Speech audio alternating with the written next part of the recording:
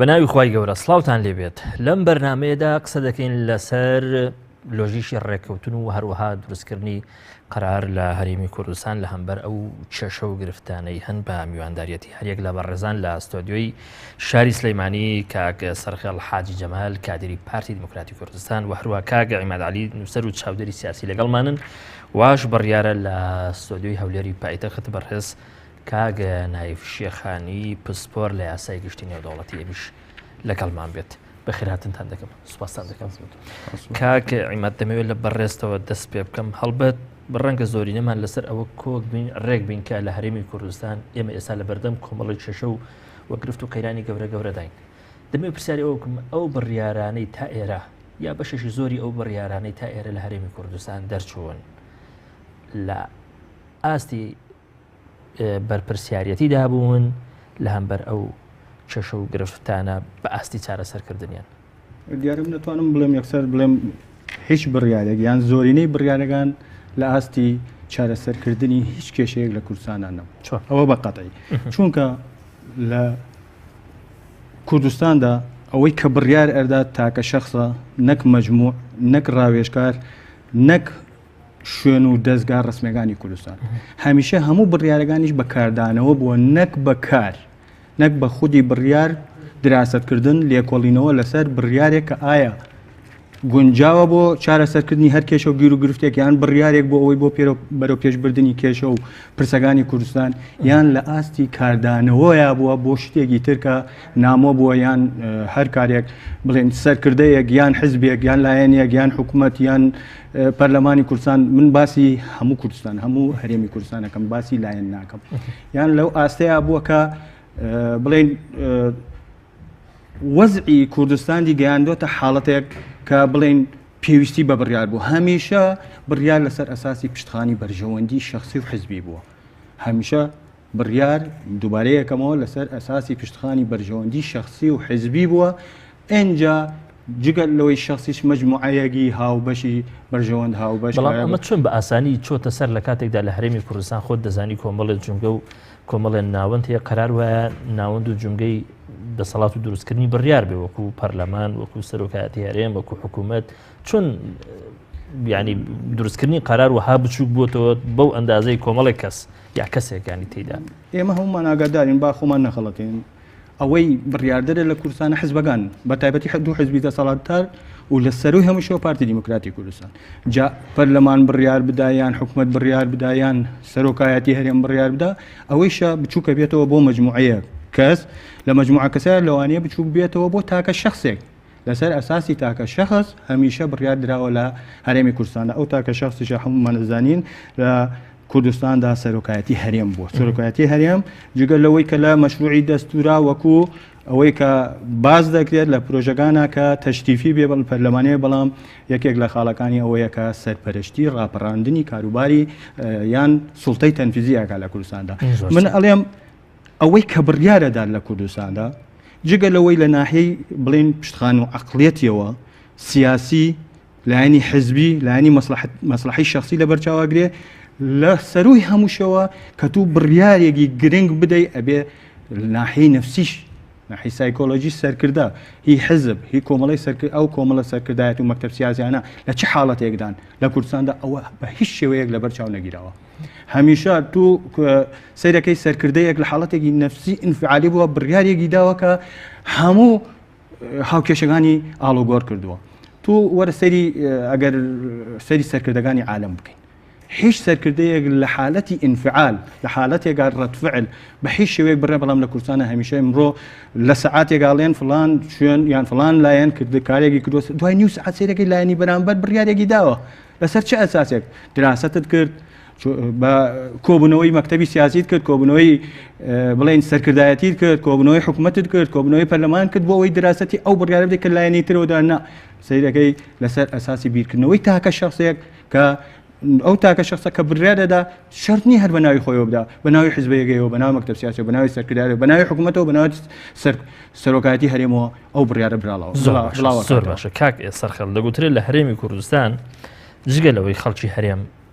بارەمتەوە ژیرۆدەی کۆمەڵی قەیران و گرفتە لە هەمان کاتا شتێشی تر کە لە گرفتەکانی ئەو زیاد دەکا بریتێ لەو هەموو قەرار و بڕیارە نادروستانەی کە گوایە بۆ چارەسەرکردنی کێشە و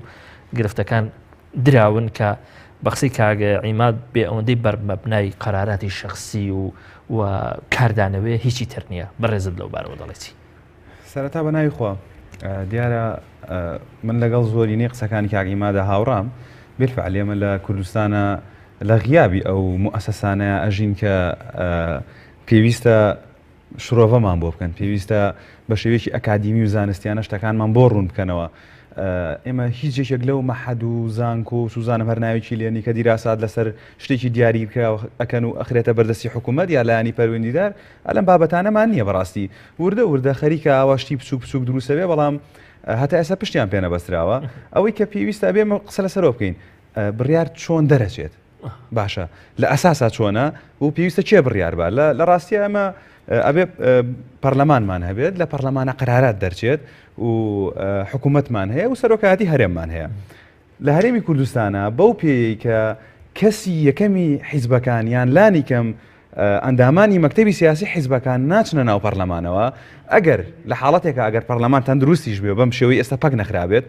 ناتوانێت پەرلەمان هیچ قەرارێ دەرکات حتا پرز نەکات بە حیزبەکانی کەواتە هەموو ئەو قەراراتانەی پێشتر لە پەرلەمانی ئێمە دەرچوون مەکتەب سیاسیەکانی ئێمە قەراریان ناوە مەکتەب سیاسی حیزبەکان بڕیاریان ناوە. ئەگەر لایەتان بێ بۆ یەکێک لەو بڕیارانەی کە مەسەلەن پەیوەندی بەلایەنە سیاسیەکانەوە مەسەلەن بۆ ناحی بودجەکە کە بودجەی ئەحزاب دیاری کرا بە کۆبوونەوەیەک و بە دوان و بەسییان کۆتایی ناهات لەبەرەوەی ئەبوو پەرلەمانتارەکان بگەڕنەوە بۆ مەکتەبی سیاسی قسەی لەسەر بکەن ڕێگەوتنی حیزبی لەسەر بکرێت جاریشکە بگەڕێتەوە پەرلەمان لەبەرەوە ئێمە لێرە ئەلەم خاڵای پاکمان کەوتووە کە پەرلەمانی ئێمە بەجددی ناتوانە قەرار بە بەڕێی من هۆکارەکەی ئەوەیە کە سەرۆکی حیزبەکانی ئەندامانی مەکتەبی سیاسی ناتوانن ئەو کارە بکەن ئەوەی کە بڕیارەیە لای ئێمە لە حیزبەکانەوە درێ 100% لەگەڵ مامۆستایان ئەمەی کە ئەمێنێتەوە ئەم بڕیارانی کە بە سەقاتی دەرەچێت بالفعل ئێمە لە غیابی ڕاوێژکاراژین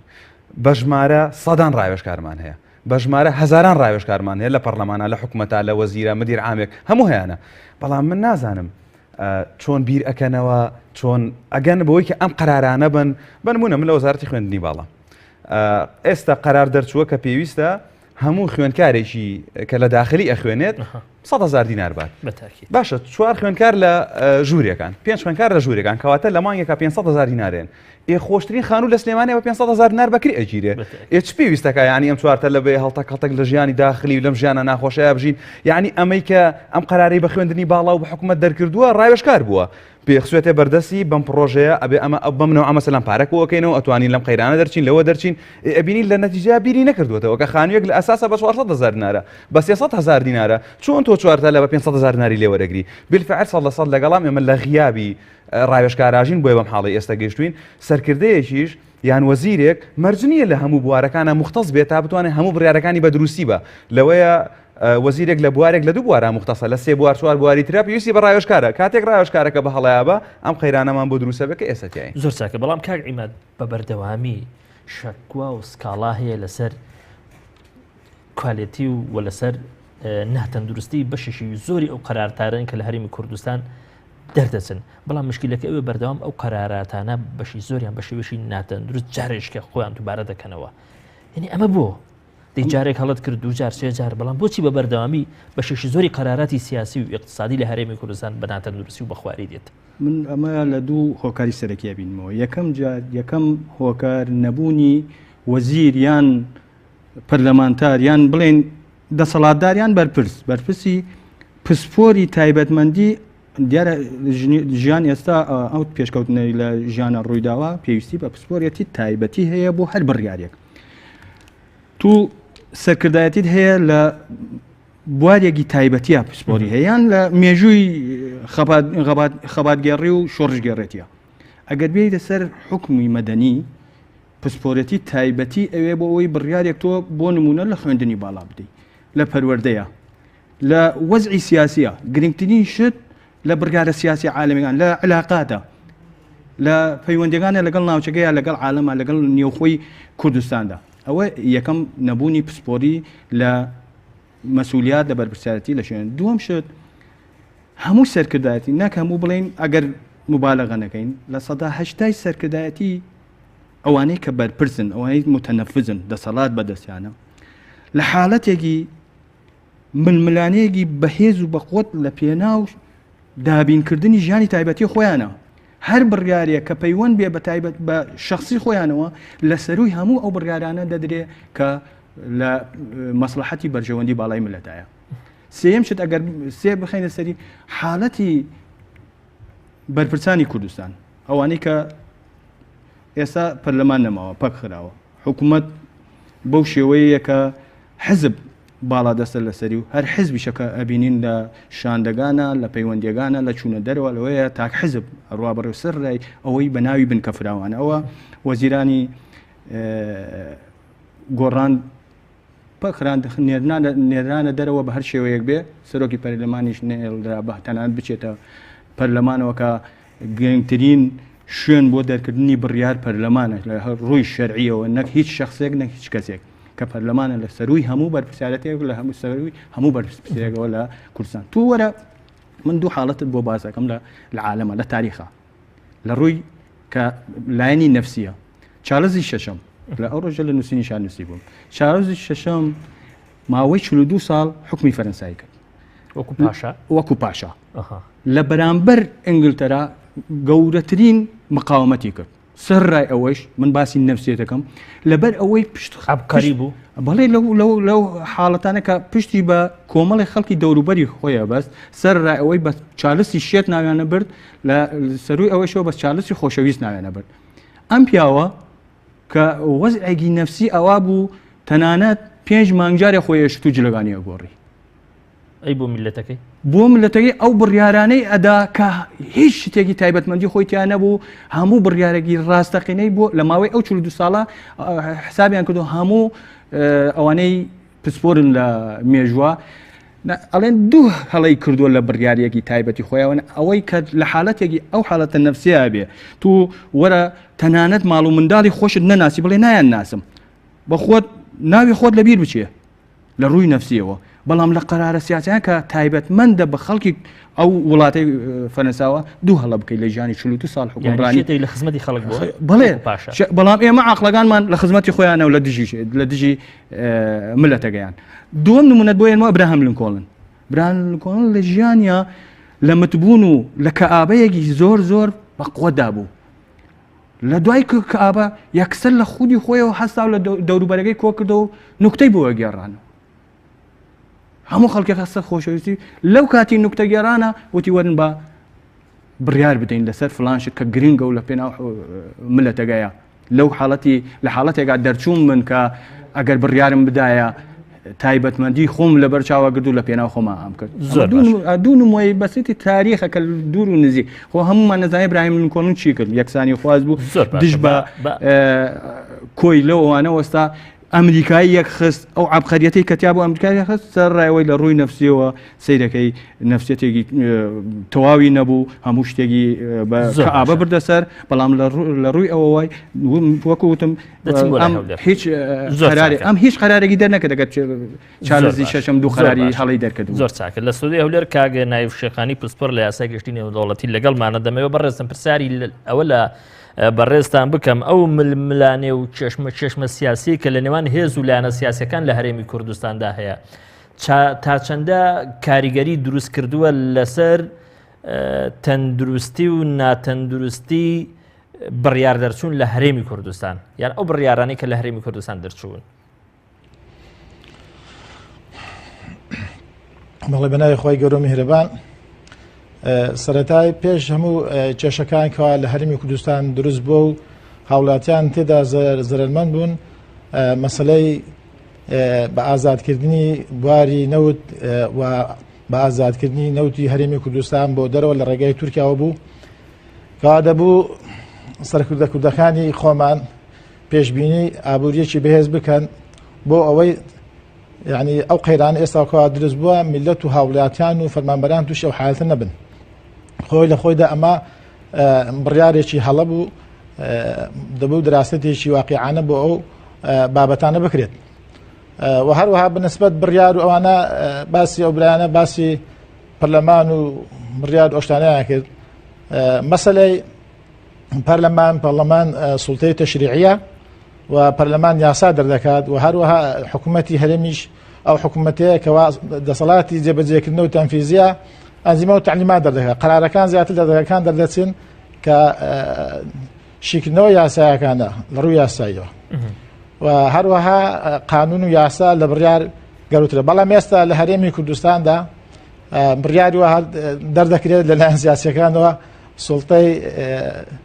سوڵتەی تەشریعی و پەرلەمانش ڕادەگرێت بەڕاستی یعنی شتێکی سێر و سەمرەیە لە ڕووی یاسایی وەگە تەماشا بکرێت پەرلەمان گەورەترین دەستگای یاساییە لە وڵاتاندا و هەروەها لە هەرێمی کوردستانیش کە یاسادانانە بەڵام بڕیاری سیاسیەک پەرلەمانەکە پەق دەکات ئەمە خۆی لە خۆیدا بەڕاستی یەکە لە شتە سەرسوڕهێنەرەکان لە ئێستادا و ئەو بڕیارانی کەوا دەرەچێت زۆرینەی بڕیارەکان و چۆبرانە ئاماژیان بێکرد بڕیارەکان بڕیاری سیاسین و لە ئاساسی بەرژەوەندی حیزبولانەکان ئەدرێت و هیچ حسابێک نەبوو گەل نەبوو هاوڵاتیان دەکرێت بەڵکو گەل هاوڵاتیان بوونەتە قوربانی ئەم بڕیارانە و لە بڕیاردانیشدا پێویستە شێوەی بڕیارەکان دەستنیشان بکرێت و هەروەها چۆنێتی بڕیاردان دەبێت هەموو بڕیارێکەوە دەردەچێت دەبێت لە دوو خاڵدا خۆی بنیت بدۆزێتەوە خاڵ یەکەم ئەوەیە مەسەلەی بەرژەوەندی گشتیە هەموو بڕیارێک دەربچێت دەبێت لە پێناو بەرژەوەندی گشت بێ و پارێزگاریکردن بێ لە ئادابی گشتی ئایا ئەو بڕیارانەیەکەوە لە هەرێمی کوردستان دەردەکرێت لە پێناو بەرژەوەندی گشتیە لە پێناو پاراستنی ئاسایشی نیشتیمانیە لە پێناو پاراستنی هێزی لە ئەمنی وڵاتە لە پێناو پاراستنی ئادابی گشتیە لە پێناو چاکردنی خزمەتگوزاری هاوڵاتیانە لە پێناو بەهێزکردنی بژێوی و دابینکردنی پێداویستەکانی تاکی کەسە لە کۆمەلگای کوردەواریدا ئایا ئەو بڕیارانە بۆ پێشخستنی سەروەری یاسا لە کوردستاندا ئەو بڕیان دەردەچێت بۆ پێشخستنی پەیوەندی نێودەوڵەتەکان لەسەر ئاستی هەرێمی کوردستان و لەسەر ئاستی وڵاتاندا ئەمە خۆی هەموو جێگەی گومانە ئەمان هەموو نەخێر ئەو بڕیان لە هەرێمی کوردستان دەرەچێت بڕیاری سیاسین و بڕیاری یاساینین و پەرلەمان پەچی خواردووە و هیچ یاساکان کە ئەوانەیە بڕیان دەردەچێت لە هەندێک حالەدا پێچەوانەی یاساشن بۆ نمونە من ئەو برای باسی خوێنی باڵای کرد من یەک نمونە دێنمەوە لەسەر خوێنی باڵا قرارێکەیە دەرێ ئەو قرار بمەثابەت قانون لە حکوومەتی عراقی دەرچووە دەرێ هەر خوێندکارێک لە ماستەر بە مدەی قانونی خۆی کە 2 ساڵە تەواوی کرد تەقدیرەکەی لە جێ دەم بوو لە زۆر باشە بوو یەکەسەر دەبێت لە خوێنی دکتۆرا وەربگیرێتەوە بەداچوونمان بۆ کرد لەسەر ئەم بابەتە وتیان ئەمە قرارە ئەو قرارە لە مستەوای قانوندایە لە حکوومەتی عراقی هەیە و هەرێمی کوردستان تابعی ئەو دەوڵەتەیە بە پێی یاساوە بە پێی یاساوە بە پێی هەم پێوەرە نێودەوڵەتیەکان وتیان کاکە ئەمە بە ئەنزیمە و تعلیمات ڕاجیە لەلایەن وەزارەتەوە باشتر لە چ سەردەمی و یاسایەکدا بووە ئەنزیمە و تعلیمات بتوانێت قرار یاخود قانون ڕابگرێت کە لە ئاستی پەرلەماندا بێت یعنی بەڕاستی ئەمانە سەیرە یعنی هەندشتی زۆر سەیر دەبێت زۆر چاکە دەگەڕێمەوە وڵات بۆیە پێویستە بڕیاردان لە شوێنی خۆی بی و بڕیاردان دەگەڕێمە وڵات دەگەڕێمە وڵات کاک سەرخێڵ دەگوترێت لە دروستکردن و دەرچوانی هەر قەرارێک پێویستە شتێک حزوری هەبێ ئەمیش بریتێ لەوەی کە تۆ پێشبینی تەداعیات و تەبعیاتی ئەو قەرارە بکەی بە شێوێشی گشتی وە خوێندنەوەیشی مۆزوعیت هەبێ بۆ ئایندەی لێکەوتەکانی ئەو قەرارە حەز ناکەی بە شێوێشی گشتی سوناعی قەرار لە هەرێمی کوردستان ئەمە لەلایەن غائیبە من ناڵم فاڵ بگرنەوە بەڵام بە شێوێشی معقول ناکرێ ینی شتێک لە تەوەقع لەلایەن حزوری هەبێت خۆی من پێشتر باسی ئەوم کرد کە ئێمە لە غیابی شتی علمی ئاژین لە غیابی دیراساتی علمی ئاژین بەڵام کۆی پرسیارەکەی تۆ و ئەم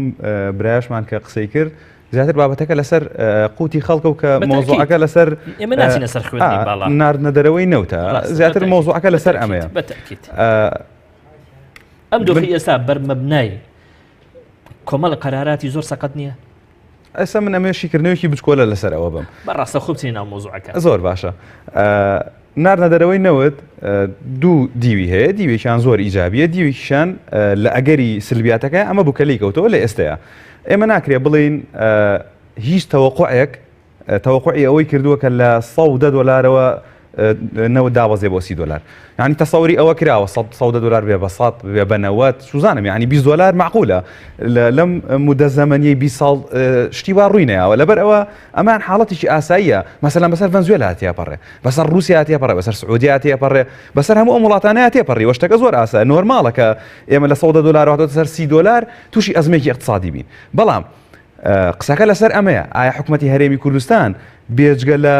90 بیری لە چیتری کردوتەوە ئەی پلانی بی چیە ئەی پلانی سی چیە لەو حاڵەتی تۆ پلاندانی پێویستە پلانی ئەی و بی و لانی کەم سی و هەبێ کە ئەی نەبوو بی کە بی نەبوو سی زۆر باشە کاتێک ئەڵێن حکوومەتی هەرێمی کوردستان چیە لە حکوومەتی هەرێمی کوردستانە بەشداری کردووە ئەم لایەنانی کە ئێستا لە ساحەی کوردستانان بەڕازی و ناڕازیەوە جا بە هەر ناوێکی کە ئێستا هەیەی بنمونە ئێمە لەسەر تەلەڤیزیۆنی پەیامێکی کۆمەڵی ئیسلامیە ئەگەر کۆمەڵی ئیسلامی لە سەردەمێک لە سەردەمەکانە بوونینەوە بەڵام لە ناو بزوتنەوەی ئیسلامیە بووە ئەگەر گۆڕان بەم ناوەی ئێستا بوونینەوە لە ناوێکی نیشتیمانی کوردستانە بووە حکوومەتێک کە دروستمان کردووە لە ساڵی 91 تا ئێستا هەمومان تایە بەشدار بووین بە ئێستاشەوە ئەڵێم هەمومان تایە بەشدارین بۆ ئێستا لەم دۆخە خراپەیە زۆر باشە دۆخەکەمان زۆر خراپە کۆی قسەکان وا لێگە درێتەوە کە پارتی سەری کێشەکانە مامۆستاش لە بیدایەتە وتی زۆرینی کێشەکان لە لای پارتیوە سەری هەڵاوە من بەو ڕێژەیە قبوڵمە کە پارتی چەنە دەسەڵاتی هەیە ئەمەنە خراپەی بەرەکەوێت و ئەوەنە تاوانبارە لە کێشەکانە ئەوەنەش چاکەی بەرەکەوێت ئەوەنەش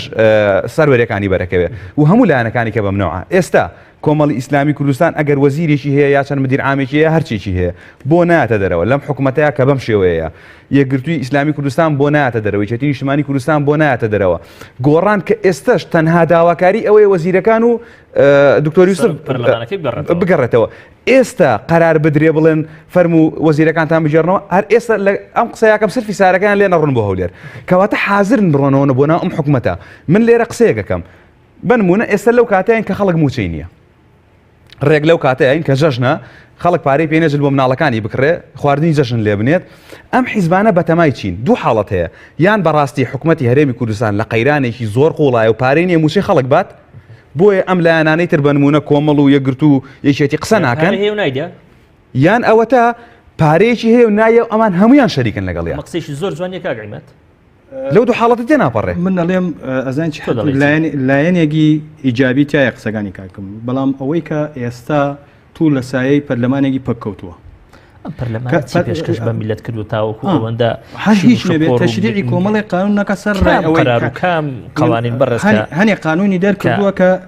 خۆیگرتووە بە دوواداچن بۆ ئەو حکوومەتە بکە کە معنی بە تەنفیزکردنیان و خۆی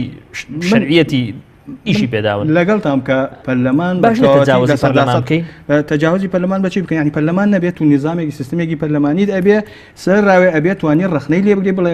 پەرلەمانەکەم کاران نییە ئەکتیو نییە ئەتوانی ئەوە بەڵام پەرلەمان بە یەکجار پەک بخەی خۆت وەکو شەخص وەکو حزب بڕیار بدەی ئەو لە هیچ شوێنێکی دنیاە نەبووە تو ئێستا لە سایەی نەبوونی دراستکردنی هەموو بڕیارەکانە لە سایەی نەبوونی پەرلەمانە نەتو ناوەندێکی بڕیار بەدەستی تایبەتی هەموو کوردستان نەک شەخص هیچ شتێکت نەبێ ناوەندێک تنگتاگێکت نەبێ بۆ ئەوەی هەر بڕیارێکی مەسیری لە کورسانە بێ بخرێتە بەر لێکۆڵنەوە و دراست بکرێ بڵێ ئەم بڕیارەی کە ئەدرێ لە سەدا ئەوەنە لە قازانجی ملەتایە لە سەدا ئەوەنە لە قازانجی نییە ئەوە نەبوو لە سایەی وەزعێکی ئێستای نالەباری ناکۆکی نێوان لایەنەکانە لە سایەی ڕەتفعلی سەرکردەکان بەرامبەر بە یەکتر و وەرە بڕیار لەسەر دەستی کەسێکە درێ بەرامبەر ئەوە گەیتر ناچێ لە شوێنێکی ناوەڕاستە لە شوێنێکی ناوە نەک ئەم بڕوا بۆ لای ئەوی تر لە شوێنی ناوەدا یەک بگرن بۆ ئەوەی بڕیارەکان بڕیار یەک بگرێت کاگەیمەت کاتی ئەوە نەهاتووە بە ئەندازەی قەبارەی خۆی هەموو هێزەکان لە نەتیجەی خراپی قەرارەکان بخرێنە ژێر بەرپرسیارەتەوە نەوەک ئەوەی هێزێک کە پارتی دیموکراتی کوردستانە من بە نمونە دەیهێنمەوە بکرێت بە عەلاقەیەک و کۆی مەسئولیەتی خراپی قەراراتی سیاسی لە هەرێمی کوردستان من ئەڵێم سەد هەموو خراپ نییە هەموو کێشە و گیر و گرفتەکانی کوردستان لە ساسەد ناتوان بخێنە سەر پارتی دیموکراتی کوردستان لەبەرەوەی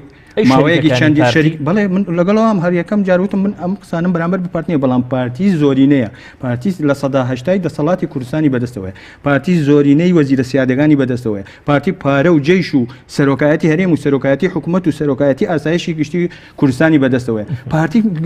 بڵێن ڕەگ و ڕیشەی دەسەڵاتی لە بەدەستەوەیە تو وەرە بڕۆ گۆڕان نتوانێت ئێستا بڕیارێک بە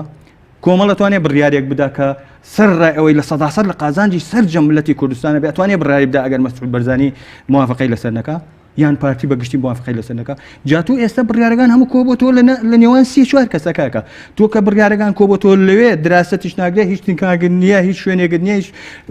مەجارێگەت نییە یان هەیئەتێکی دراستکردنی بڕیارت نییە هەمووی لە ژێر دەسەڵاتی حزبە دەسەڵاتی حزبیش لە ژێر دەسەڵاتی تاگە کەسایە ئەی بڕیار چۆن تەنفیزەکرێ زۆر من ئەوڵم بڕیار لە ئێستا حالیان لە کوردستانە بڕیار تو سێر ئێستا وەفدەکان بۆ دەرەوە بۆ بەغاش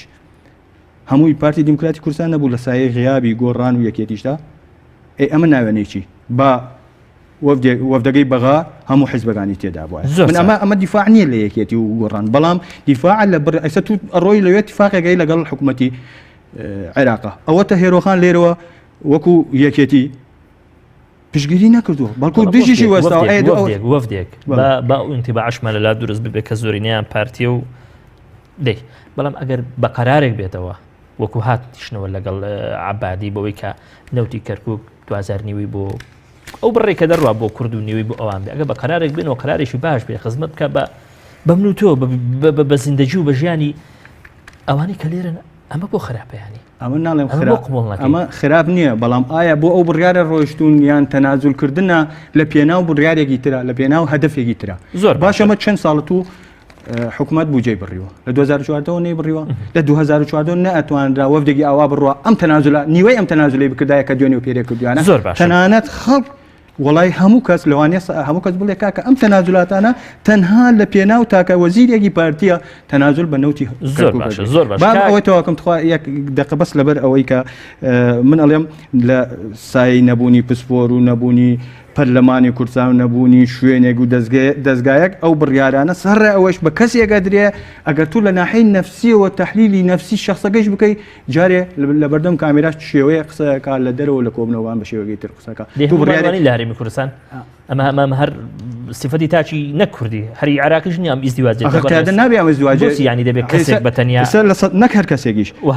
زۆرینەی قیادەی کوردستان لە حاڵەتێکی شێزوفرێنە ئەژی تەنانەت بڕیارەکانیشی ئەگەر لە مەسلحەتی تاکە شخصی خۆی و بنەماڵە نەبێ دەری ناکە ئەو بڕیارانەی کە تۆ دەوێت بۆ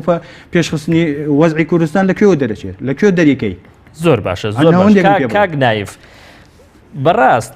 وەکو پرسیارش ئیفتراسی باواشیدا بنین کە ئەگەر لە ئێستادا پارلەمان کاراش بووایە دەیتوانی لە حاڵەتی دروستکردنی قەراری تەندروست قەراری سیاسی قەراری اقتصادی چی بگۆڕێ بەڕێز دەیتوانی چ شتێک وەکو ئیزافە پێشکەشکار لەوەی کە لە ئێستادا هەیە بڵێ بەنسبەت چاکردنی وەزعی هەرێمی کوردستان پێویستی بە بڕیارێکی زۆر دیانە هەیە لەلایەن بەڕێزان کاک مەسعود بارزانی کە بە پرسیارەتی یەکەمی لەسرە لە ڕووی نیشتیمانی و لە ڕووی مێژویەوە لەبەر ئەوەی سەرۆکی یەکەمی پارتی دیموکراتی کوردستانە و کۆنتڕۆلی هەموو داهاتی نەوت و سامانەکانی هەرێمی کوردستان لە ناچەی زەردا دەکرێت و لەلایەن یەکی شووە دادەهێرە و کاکۆسرە بە پرسیاری مێژوویان لەسرە بەڕاستی و هەروەها جەنابی کاک نێشروان و بەڕێز مامەستە عەلی باپیر و مامەستە حەدین بەهادین بەڕاستی ئەمانە کەسایەتی یەکەمن و لە کوردستاندا بەرپرسیارەتی مێژوویان لەسرە بۆ چاکردنی ئەوەزعی هەرێمی کوردستان و پێویستی بە بڕیاری زۆر جدی و سیاسیانە هەیە کەواتە کاک نایف پێویست دەکات ئاشتیوایی سیاسی لە هەرێمی کوردستاندا کاک نایف جۆ لەم لە ئێستادا ئێمە بۆ دروستکردنی قەرار و دەرچوون لەم وەزعەدا پێویستیمان بە پەرلەمان نییە ئەم بەڕێزانەی کە ناوت هێنان دەتوانێت شوێنی پەرلەمان بگرنەوە وەکو مەجموعێکی مسەغەری دروستکردنی قەرار کە لە زۆر شوێنی تریش هەیە بەنمونە لە ئیسرائیل بەڕێزم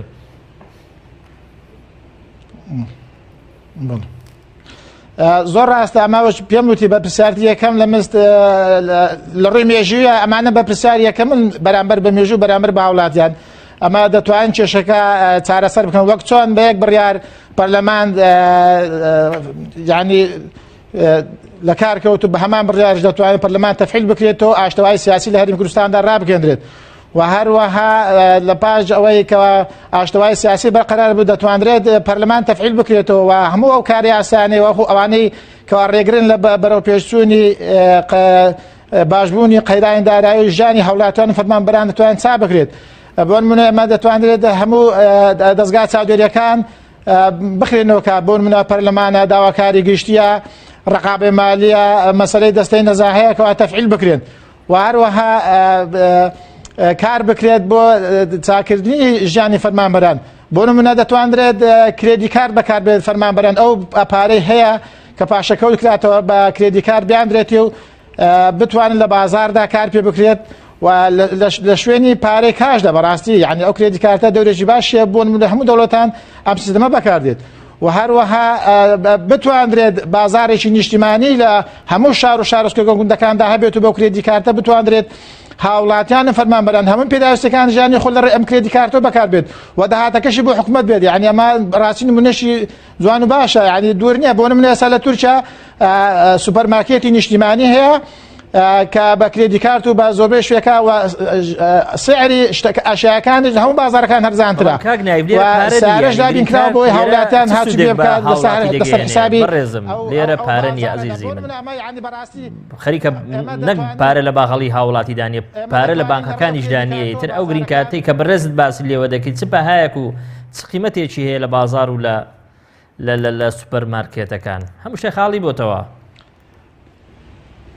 بەڵێ وتم کە دەتوانرێت حکوومەتی هەرێمی کوردستان ئەو پارەی فەرمانبەران پاشەکەوتی کردووە بە کرێدی کار بیداتەوە بتوانرێت کاری پێ بکەوە ئەو چێشکەوە چاک بکرێت دەتوانێت و هەروەها حکوومەتی هەرێمی کوردستان با بۆرسەکاندا دەتوانرێت سعری دۆلار جێگیر بکات لە کوردستاندا بۆرسەکاندا بخات و بۆ خۆی کار بە دۆلار بکەوت تەثبیتی نرخی دۆلار و دراوەکانی تریبیانی بکرێت تاوەکو بتواندرێت بازارەکە تەسبیت بکرێت لە ڕۆژ بەڕاستی و هەر بڕیار دەربچەکەی سعرەکانی زۆر باشە شتومەچی کرد سەزا بدرێت چاودێری بخرێت بەسەر و کارەکان زۆر باشە دەگەڕێم وڵات کاگێ سەرخەل دەگوترێ بەشێکی ئەو قەراراتانەی کە لە هەرێمی کوردستان دەردەچن و ئەوانەی ئەم قەراراتانە دروست دەکەن لە ڕاستیدا لە ئاکام و لە لێکەوتەکانی ئەو قەراراتانە کە دەزانن بە خراپ دەشکێتەوە بۆ کۆمەڵکە دەزانن بەڵام لە ڕاستیدا تەوزیفی دەکەن بەبەستی سیاسی بەکاری دێنن بەشێکی ئەم قەراراتانە خۆت لەوانەیە لە ناو کۆمەڵگە بیبیستی لە ڕاستیدا وەکو سزا بەکاردەهێنرێن لە بەرامبەری ئەکرێن نمونێکی و سزانە بێتێ بۆی وازەحتر قسەی لەسەر بکەم بنمونە دەگوترێ پارە هەیە پارەی نەوت چونکە هەندێک شت ئەرقامە 200,000 بەرمیل نەوت دەفرۆشی بە $30 بە $40 معلومە کە چەندەکە باشە مانگانەکە ئەم بڕەپارەیە لێک دەدرێتەوە معلومە جارێشتن ئێمە دەزانین چەندەکە بەڵام ئەو بڕەپارەیەکە دێتەوە باغەڵی خەڵک زۆر کەمتر لەوەی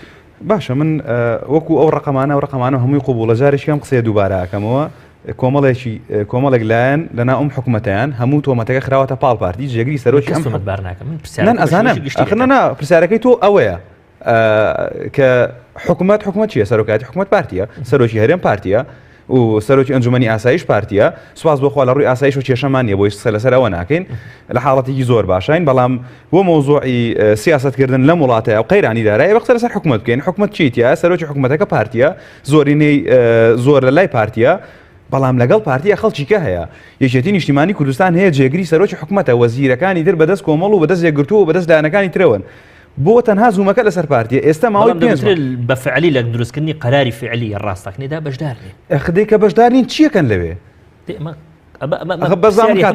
با من کاتەکەم نەڕات ئەگەر بەشدارین چیەکەن لەوێ نەخێر بەشدارن بنمونە ئەم نیوە موچە ڕوبعان موچەیە من خۆم وەڵی پێم وابێ دڵشاد شاب بوو بە وازەحی لەسەر تەلەڤیزۆن وتی یەک لایەنیش متابعەم کرد جوابی نایەوە وتی هەموو وەزیرەکان دانیشتون بۆمان شی کردوونەوە بە داتاشەوە بۆیان شی کردوینەوە عفو چکە خۆشی وتیم بەس سەیرم کردووە وتویانە ئەمە سوودەکەیەتی ئەتوانین ئەمە بکەین بەم جۆرە بەو جۆرە بە کۆی دەنگ لەم حکوومەتە دەنگی لەسەر دراوە ئێستا من چۆن بەتەنێ نەجیروان بەرزانی خەتابار بکەم جا بێمە سەر ئەو حاڵەتی کە ئەوەنە باسی پەرلەمانەکرێت کاکە پەرلەمان بۆ وای لێهات ئەبێ ئەمە قسە لەسەر ئەمە بکەین بە ئەمە نەیەتە بە هەر باسی ئەوەکەین بۆ نمونەڵان حەڤەی شوبات ئەی ڕۆژەکانی تر ئەی پێش حەڤەی شوبات چی بوو بۆ نمونە نۆزدەی ئابوو 23 حوزەیران ئەی پێش ئەوە چی بوو ئەخر یەک دنیا کۆبوونەوەی 5 قۆڵی و نازانم 3 قۆڵی کرا و دوایی 4 قۆڵی کرایەوە دوایی 5 قۆڵی کرایەوە لە کۆی ئەمانە ئەمە بە وازەحی نێچیروان بارزانی ئەمە وت لە کۆی شتە خراپەکانە ئەو اختیارانێکە خراپ بوو لە بەردەستمانە باشترین خراپمان هەڵبژاردووە کاکە حربی شەوارع دروستە بوو لە وڵاتەیە هەموو ڕۆژێکە بۆە ئێمە تەقەمان لە یەکتری بکردا و یەکتریمان بکوشتایە و ئەجا دوای ئەوە بۆ ئەبێت ئێمە بمکە لە ڕقیە سیاسیە یعنی بەدیلی دکتۆر یوسف کەسێکی کە نییە قەیچێکە با دکتۆر یوسف نەبێت دکتۆر فڵان بێ بەڵام ئەمە بۆ کاک مەسعودیش ڕاز نییە با زۆر بەدیلی کاک مەسعودیش نییە با هەیە بۆ نشەوتە دینە خۆی ئەڵێ من بەدیلم هەیە ئێستا من بۆ بڵێم گۆڕان کە بەڕەنگە بەعیبێ قوبول بێ لەسەر بزنەوەی گۆڕان ئەمە بەعیبش بۆ پارتی قوبول نیە کە زۆر پێداگیری لەسەرمانەوەی شخصی کاک مەسعود دەکات بە هیچ شێوەیەک پارتی پێداگیری لەسەر ئەوە نەکردو مەسعود بارزانی لە کۆبوونەوەی سەرۆکی حیزبەکانە بە هەمویانی وتووە و هەموو حزابەکانی وتووە فەرمونون ئێستا کەسێک دیاریکەن من ئەوەنەی 2 مانگ 3 مانگ یارمەتی ئێم تا ئەکەوێتە سەر ئیشەکەی خۆی من ئەڕۆم یان هەڵبژاردن بکەن ئەگەرنا حەلێکی کەنیە و ئەلانی ئەوەی کردووە داوای لە کۆمسیۆن کردو کە هەڵبژاردن کە بۆی قەیرانی دارایەوە ناتوانین هەڵبژاردن بکەین ئەمە من نامەوێت دیفاع وەزعەکەوا لێ بکەم کە دیفاع لە پارتی پێمان لە سەرۆژی حکومەت بکەم بێ شێوەیەک دیفاع لە حکومەت ناکەم حکومەتێکی خراپمان هەیە لەم حاڵەتی ئێستایا بێ پلانە بێ بەرنامەیە خەڵک چاوی لە دەستێتی مەفروزە ئەگەر یەک دەرچی بچووک هەیە بە ئیستیقالەکردنی ئەوان کۆتایی پێێت ئەبێ ئەوان ئیستیقالە بکەن تا ئەو ڕادێش لەگەڵام بەڵام ئەمەیان غەدرکردنە لە مەسعود بارزانی ئەگەر خەڵک پێی وایە مەسعود بارزانی خۆی بە کورسیەکەی گرتووە ڕاستە لایەنەکانی بەرامبەر نەیاری پارتی ئەمە ئەکەن لەبەرەوەی خەڵک عاتیفە شەقام ڕاکێشن ئەگەرنا فەرموو ئەوە مەسعود بارزانی حازرە لا بچێ ئەی ئەکرێت کورسیەکەش بەتاڵ بێت لەم غیابەیە بین زۆر ساکە کاک ئیمان دەگوترێ هەندێک لە قەراراتی سیاسی لە هەرێمی کوردستان لە پێناو ڕزامەندی وڵاتانی ئیقلیمی یان بە شێوێشی گشتی جەدواکەی جا سیاسیە اقتصادیە عسکەریە ئەوەندەی لە خزمەتی وڵاتانی ئیقلیمیە لە خزمەت کۆمەڵگەی کوردی نیە بەڕێزت قسەتی لەسەر ئەمە من ئەوە لەگەڵتان لە سەدا لەوانەیە من بە ڕێژەی باش قسە بکەم کە گونجابێ لەگەڵ بەڵێ لە سەدا هەشتاش ئەوەیە کە هەموو ئەوەنەی نسبەیەکی بەرز لە پێنا و ڕازیکردنی وڵاتانی ئەقلیم کە ئەو هەر لایەنێک لە هەر مەحوەرێکا بێت هیچ بڕیارێکی استراتیژی نادات ئەگەر پرس بە سەر مەحوەرەکەی نەکات من یەک دەڵێم دوایەوە دێمە لای ئەوەی کە کاک باسی کورسی و کورسەکەی کاک مەسعود کرد کاک مەسعود لە کۆبنەوەکانە وتوێتی من بە یەکێک دابنن بەڵام بە فعلی و بە عەمەلی تو پەرلەمانت لە پێنا ئەوەیە پەکخست نەتی هێشتا و کۆبنەوە بکرێ کۆبنەوەی نۆزەی ئاب کە کرا دوای ئەوە نەهێرا کۆبنەوە بکرێ بەس لەبەر ئەوەی کە زۆرینە نەچێتە پەرلەمانەوە بڕیاری دووبارەی یان درێژکردنەوەی ماوەی مەسعود بارزانیە نەدرێت من قسە لە کۆبنەوەیگا لەگەڵ بە حیزبەکانە بکەم بەڵام لە ڕووی تەشریعیەوە لە پەرلەمان دژی ئەوە بوەستمەوە و هەمیش ئێستاش پێداگریەکەڵێ من ئەبێ ئەم ساڵ تا هەڵبژاردننی داهات و لەسەر کورسێگە بینن بەس لە پێناو چییە؟ باوەڕدەبێت هەموو محللان لەبەرەوە لە پێناو کۆمەڵێک شتی تایبەتی و ئەمجادی شخصی خۆی و بۆەوەی کە ئێستا هەندێک شعاراتی سربەخۆی کوردستان و هەڵدانی هەندێک شعاراتانە بەرزکاتەوە خەڵک زۆر بەرزی کردەوە بەڵام تو کە زمینەیەکت نەبوو کە هەندێک وزروفی نالەبارت هەبوو کە وەزعێکت نەبوو کە سربەخۆیی ڕابگەیەنی اینجا خەڵکش بۆ چاواشەکاری نەبێت و قەرارێکی گرنگی باڵای بەرژەوەندی باڵای کوردستان بۆ چاواشەکاری بەکاری بێنی و دێوەرە ئێستا ئەعلانی بکەن نە ڕیفراندۆمیەوێ و نە هەیچ شتێکی ئەعلانی سربەخۆیی کوردستان بکەن ئەگەر ئەزانی وەزعەکە لەبارە زەمینە لەبارە وڵاتان پشتگیری دەکەن هیچ وڵاتێک نییە دژت بوەستێ بڕیاری بکا کە ڕیفراندۆمی ناوێت ڕیفراندۆم 98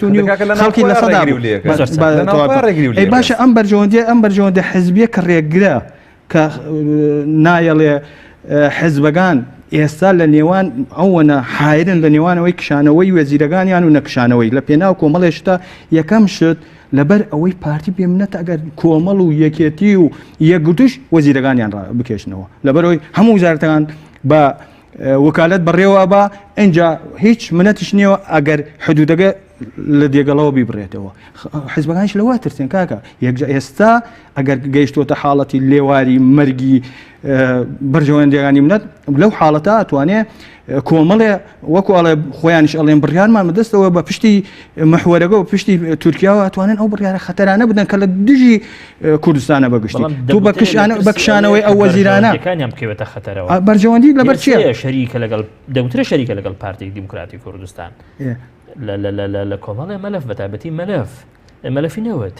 یعنی ئەم هێزا بەر لەوەی وەزیرێک لە دەست بدا و ترسی ئەوەی هەبێت کە پارتی بۆ وەکالەت پڕی بکاتەوە ڕەنگە ترسی ئەوەی هەبێت کە بەشە پارەکەی خۆی لە بێگومان ئەوەشی تایە بەڵام بە نسبەیەک کاتە بۆ ینی وێنەکە هێنەکە هەمووی نییە من وتم سەرڕایەوەی بەرژەوەندی ئەو حیزبەکانی تریش لەگەڵەوەیە کە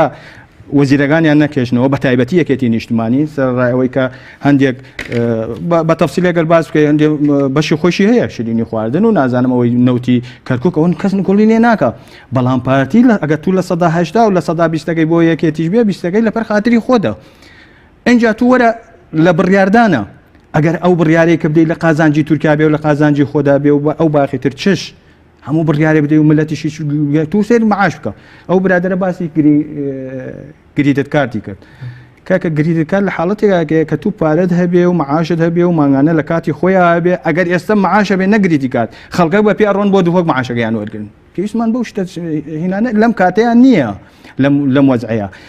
کاکم باسی هەندێ ئەوەی کرد کە وەزعی بڵێن پەرلەمانەگەر بەبێ پەرلەمان جەنابیشت باسیەوە کە ئێمە مەجلیسێکی سیاسیمان نییە مەجلیسێکی سیاسی باڵا کە سەرکردەی هەموو حیزبەکانی تێدا بێ بڕیار بدەن ئێستا پەرلەمان هەموو هەنگاوی ناوە بە دروستکردنی بە ئاڕاستی هەموو شکلین کاکە هەموو شکلی و مەزهرین تا ئێستا بڕیار دەرنەچۆن لایەن هەمووانەوە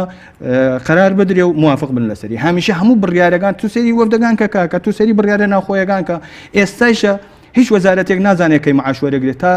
زۆر باشەوە هەولێر کاگ نایف بەڕاست ئەوەی کە تا ئێرە بەشێکی باشی بڕیار لە هەرێمی کوردستان بڕیاری ناتە دروستە هۆکارێکی سەرشی ئەمە بۆ ئەوە ناگەڕێتەوە کە محاسبەی ئەوانە نەکراوە کە لە پشتی دەرکردنی ئەو بڕیارە سەقەت و ناتەندروستانەی هەرێمی کوردستانن نەبوونی محاسبە بە تایبەتی لەلایەن جیهاتی معنی و ڕسمی لە هەرێمی کوردستان هۆکارێکی سەرشی نییە هۆکار دیارە خۆی مەسلەی بڕیاردان لە هەرمی کوردستان وەک پێشتر باسم کرد بڕیارەکان بڕیاری سیاسینە لە سەروی پەرلەمانەوەیە کە گەورەترین دەستەی یعنی دەسەڵاتی تەشریعیە لە دەڤەرەکە ئەو بڕیارانە بەڕاستی یعنی ئەمە کە گوتمان دەبێت پەرلەمان تەفیل بکرێت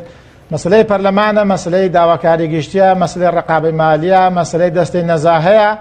بەڕاستی ئەمانە بە قانون بە یاسا یعنی دانراون دەبێت ئەمانە لە سەروی هەموو یاساکانەوە بن بەڵام ئێستا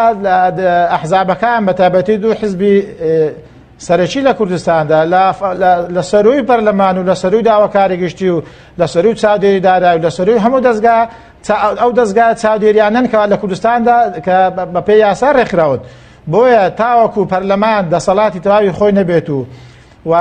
ئەو دەسەڵاتی یاسایەکەوە هەیەت و بە شێوەیەکی فعلی لەلایەن حکوومەتەوە تەنفیز نەکرێت و دەسەڵاتی پەرلەمان لە سەروی دەسەڵاتی حیزبەکانەوە نەبێت ئەم بڕیاردانانە بە شێوەیەکی بەردەوامەوە بڕیاری سەقەت لە کوردستان دەرەچێت بۆیە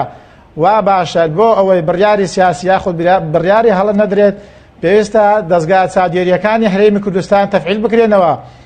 کە ئەمە دیارە لە خۆی لە پەرلەمان و داواکاری گشتی و دەستەی نەزاهە و چاودێری دارایی دەبینێتەوە دەبێت ئەمانە بەڕاستی بتوانن بڕیار بدەن بەڵام کە ئەمانە نەتوان بڕیار بدەن دەسەڵاتی حیزب لە سەروی ئەم دەستگایانە بێت کەواتە ئەمە هیچمان نەکرد بۆیە پێویستە ئەم دەستگایانە تەفعیل بکرێنەوە و هەروەها پێویستە یعنی لایەنە سیاسەکان ئێستا ئەحزابەکان لە ڕووی داداویە یعنی لە بانقە دەوڵەتیەکان ڕەسیدیان هەیە و هەروەها ئەو کۆمپانیانەی کەوا لە کوردستان هەن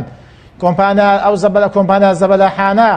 کە داهاتی چاک و پارەی چاچان وایە ئەو کەسایەتە دەوڵەمەندان و بەرپرسە دەوڵەمەندەکان دەتوانن ئێستا یارمەتی حکوومەتی هەرێمی کوردستان بدەن بە پارە بتوانن هەرێمی کوردستان لەو قەیرانە نەجاتدەن یعنی ئەگەر بێت و ئەمانە ئەو ئەحزابانە یاخود ئەو کۆمپانیا گەورانێکەوە لە هەرێمی کوردستانن و هەروەها ئەو کەسە دەوڵەمەندانێکەوە لە کوردستاندا پارێکی زۆریان هەیە لە باقی نێودەوڵەتیەکان ئەگەر ئێستا یارمەتی هاوڵاتیان نەدەن ئەیکەی یارمەتی هاوڵاتیان دەن ئەگەر ئێستا یارمەتی و هاوکاری پێشکەش بە حکوومەتی هەرێم نەکەن ئەیکەی دەیکەن کاتێک لە ناوچ و کاتێک ڕوخا کاتێک ئەوەی هەیە چەند ساڵە کار بۆ دەکرێت یعنی لە کار بخرێت و نەمینێت هاوڵاتیان بێنەوە سەردەمی چلەکان و سیەکان زۆر باشە بۆیە پێویستە ئەگەر ئەمان خەمخۆرن ئەمان ڕاست دەکەن ئەمان زۆر باشە لەسەر حەقن پێویستە لایەنە سیاسیەکان ئەحزابەکان بۆ پارەی خۆیان ئێستا یارمەتی هاوکاری پێشکەش بە حکوومەت دەرێن بکەن لەو قەران نەجاتدن ژانی فەرمانبەران چاکەن زۆر باشە زۆر باشە کاگنای زۆر باشە زۆر چاکە سوپاس دەکەم زۆر سوپاس دەکەم کاگە سەرخێڵ هەزناکەی ئەوەی کە هەیە لە ئێستادا لە هەرێمی کوردستان ڕەنگە زۆر پەیوەندی نەبێ بەو چێشمە چێشم و ململانە سیاسیانی کە لە نێوان هێزەکاندا هەیە بە بەڵگەی ئەوەی کە لە دوای 2023 ئەگەر وەری بگرین تاوەکو 2013 شتێک لە حاڵەتی ئاساییبوون لە مامەڵەی نێوان هێزە سیاسیەکان داهەبوو بە تایبەتی لە نێوان پارتی دیموکراتی کوردستان و